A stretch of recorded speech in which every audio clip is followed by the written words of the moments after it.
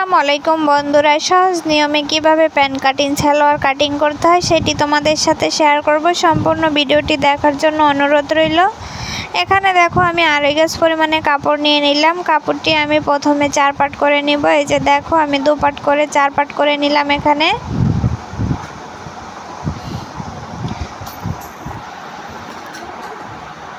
হাত দিয়ে কাপড়টি সমান করে নিতে হবে।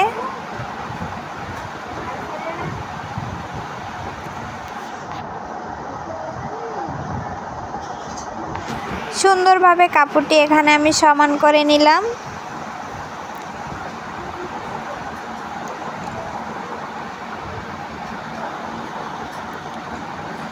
এখন আমি এখানে লম্বার মাপটি নিয়ে নিব। আমার লম্বার মাপটি নিতে হবে এখানে 19 ইঞ্চি, উপরে 2 ইঞ্চি এলাস্টিকের জন্য নিতে হবে। এই যে দেখো আমি উপর থেকে 2 ইঞ্চি এলাস্টিকের জন্য নিয়ে নিলাম।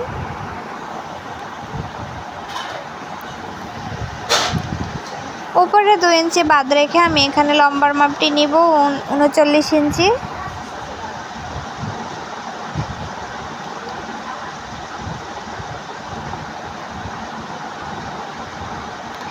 এখন আমি কোমরের জন্য এখানে নিব 12.5 ইঞ্চি নিলাম কোমরের জন্য।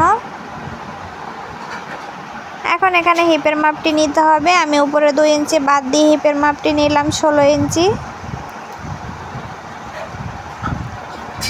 এলাস্টিকের জন্য উপরে 2 ইঞ্চি বাদ রেখে এখানে হিপের মাপটি 16 ইঞ্চি নিতে হবে। এখানে আমি 2 ইঞ্চিতে এভাবে শেপ কেটে দিব। স্কেল দিয়ে এভাবে দাগটি দিয়ে নিতে হবে। এখন আমি এখান থেকে মাঝ বরাবর একটি দাগ দিয়ে নিব। এখানে আছে আমার 15 ইঞ্চি।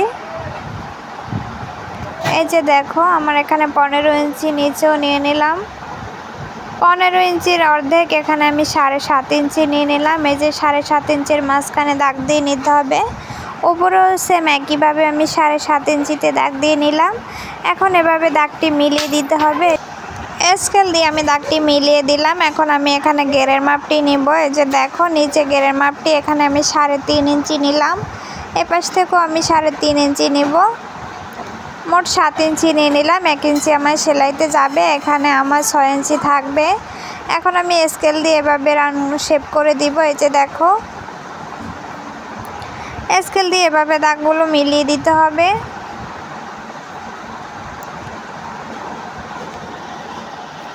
এই যে দেখো আমি দাগটি মিলিয়ে দিলাম।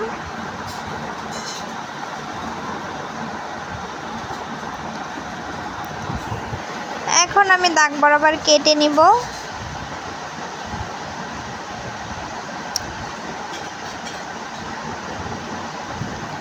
এভাবে সমান করে দাগ বরাবর কাটিং করে নিতে হবে।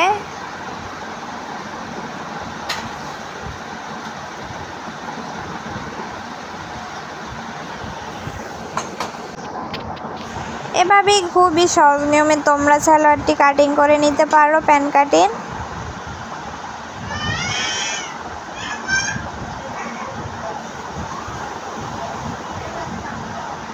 এই যে দেখো আমি সালোয়ারটি কাটিং করে নিলাম।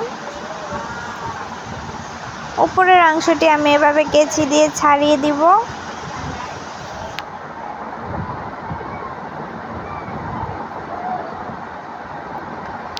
এখন পায়ের নিচে বটমের অংশটি আমি কাটিং করে নিব। এখানে আমি 4 ইঞ্চি চওড়া নিলাম। নিচের বটমের জন্য এখানে আমি 4 ইঞ্চি চওড়া কাপড় কাটিং করে নিব।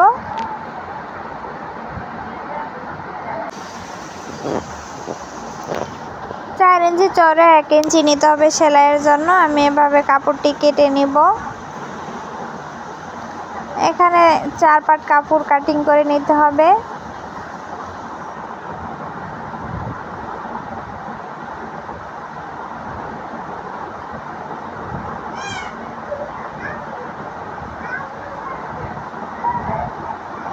বটমের অংশের কাপড়টি আমি এখানে কাটিং করে নিলাম।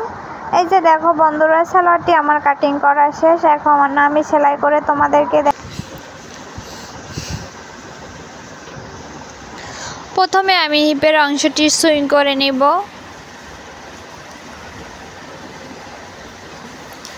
এখানে আমি 2টি পার্ট সমান করে নিলাম। এখন আমি হিপের সেলাইটি এখানে দিয়ে নেব।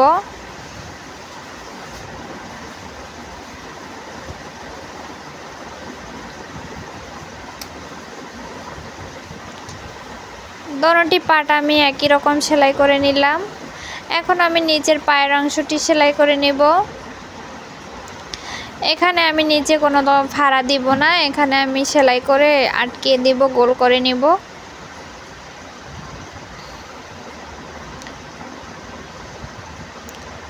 কাপড়টি আমি এভাবে সেলাই করে নিলাম।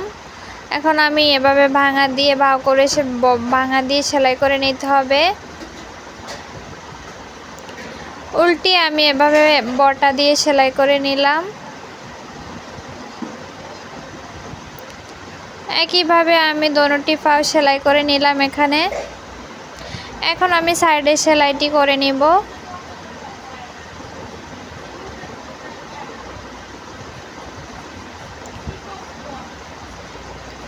সাইডে সেলাইটি আমি এখানে করে নিলাম। এখন আমি এখানে 1/4 দিয়ে এভাবে স্টিচ করে নিতে হবে। এই যে দেখো আমি 1/4 গ্যাপ রেখে এখানে সেলাই করে নিব।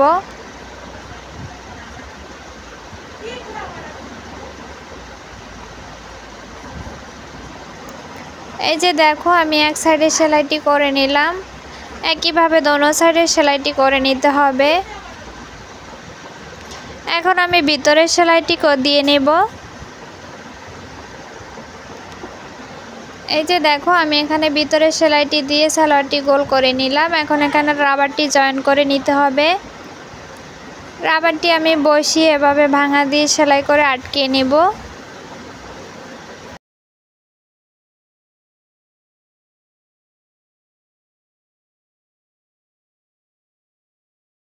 এভাবে ঘুরিয়ে সেলাইটি করে নিতে হবে। এই যে দেখো আমি রাবারটি লাগিয়ে নিলাম। এখন আমি এভাবে কুচিগুলো সমান করে নিলাম। এখন মাঝ বরাবর আরেকটি সেলাই বসিয়ে আটকিয়ে নিব। এভাবে টান টান রেখে সেলাইটি করে নিলাম। এই যে দেখো বন্ধুরা, সেলাইটি আমার তৈরি করা শেষ। খুবই সহজ নিয়মে তোমরাও চাইলে তৈরি করে নিতে পারো।